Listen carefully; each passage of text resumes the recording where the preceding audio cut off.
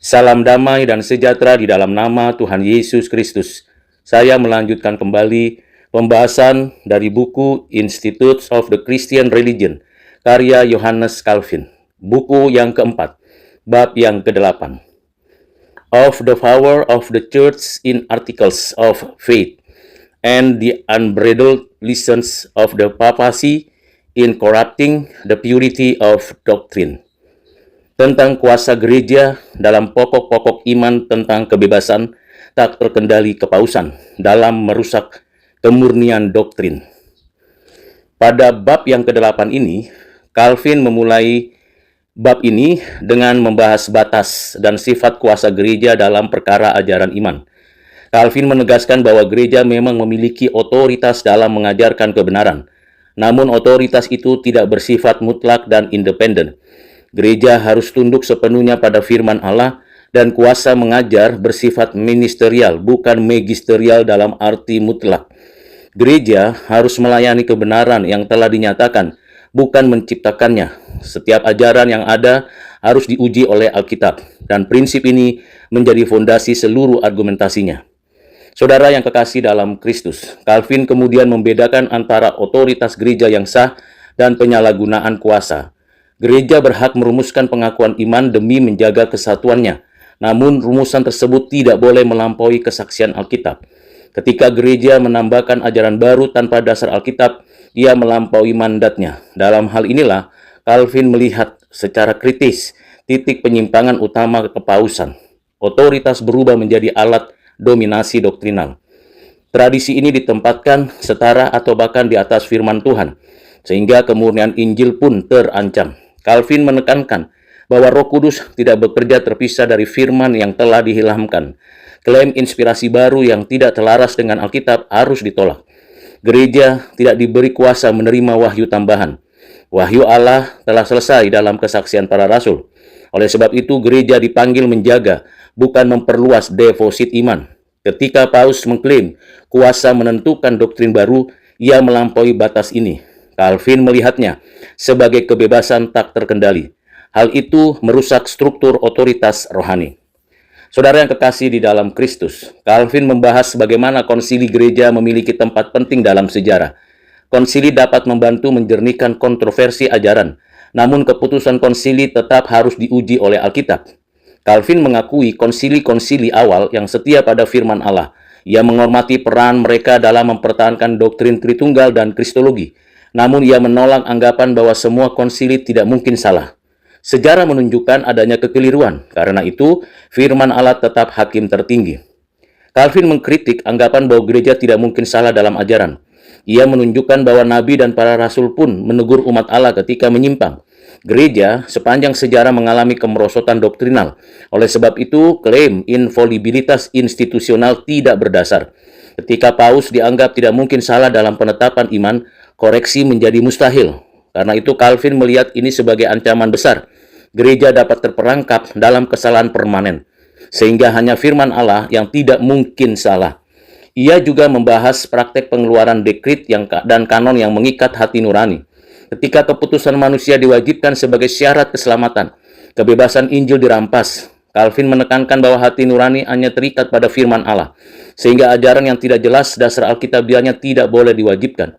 Karena itu gereja boleh memberi nasihat dan membimbing, namun ia tidak boleh menciptakan kewajiban rohani baru.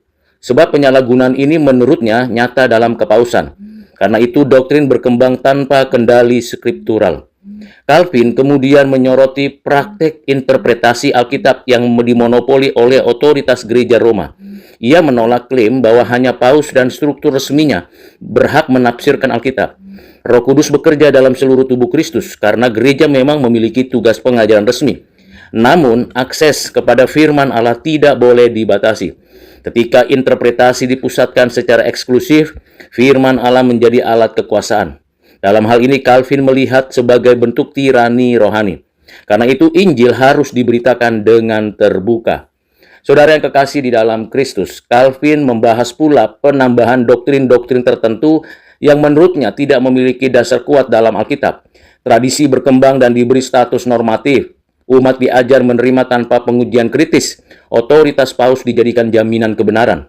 Calvin menolak logika tersebut secara teologis karena kebenaran tidak ditentukan oleh jabatan, kebenaran ditentukan oleh kesesuaian dengan firman Allah.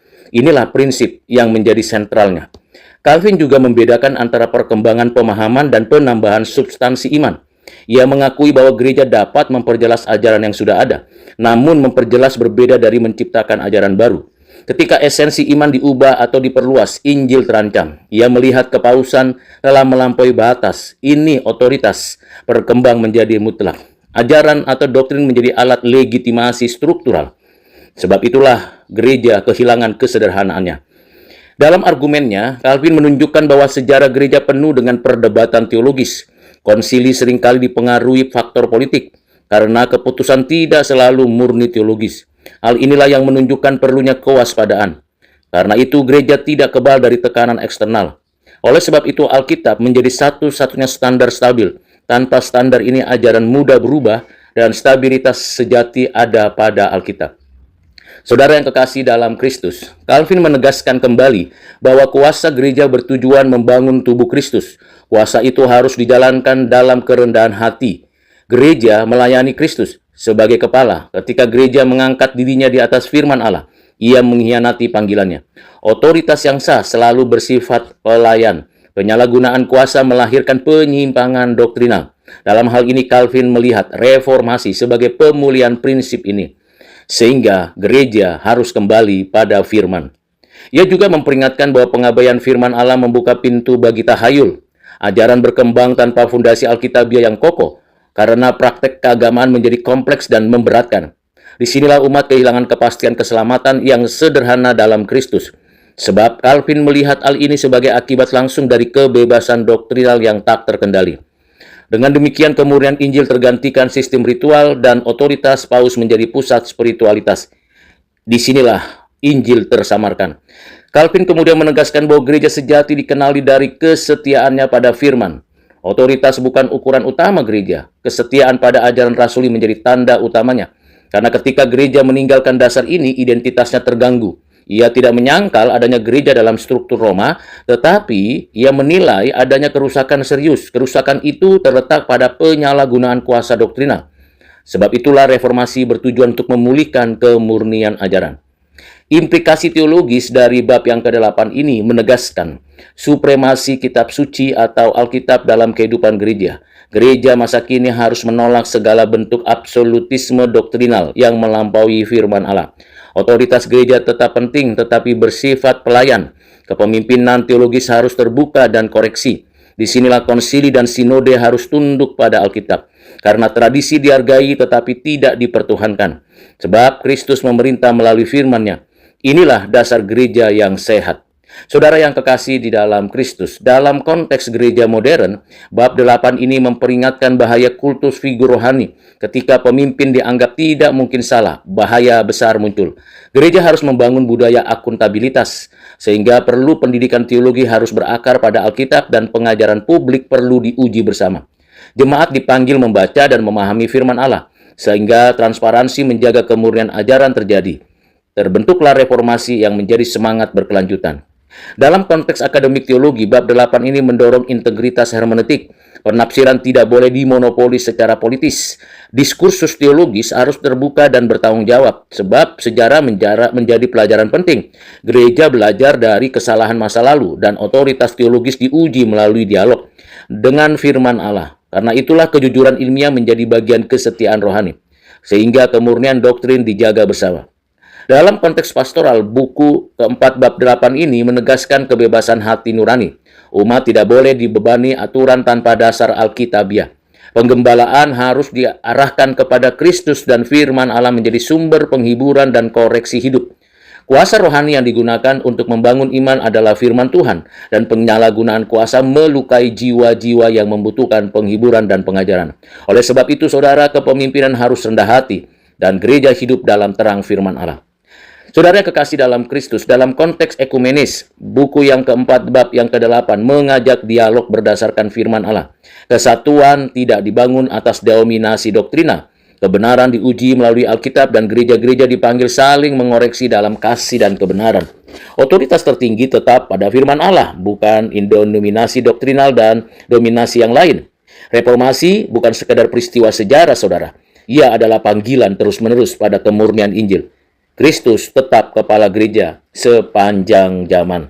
Kiranya dengan pembelajaran buku keempat, bab yang ke-8 ini menolong saudara dan saya untuk semakin memberikan diri belajar firman Tuhan dengan sungguh-sungguh dan menerapkannya dalam kehidupan setiap hari. Tuhan Yesus memberkati. Amin.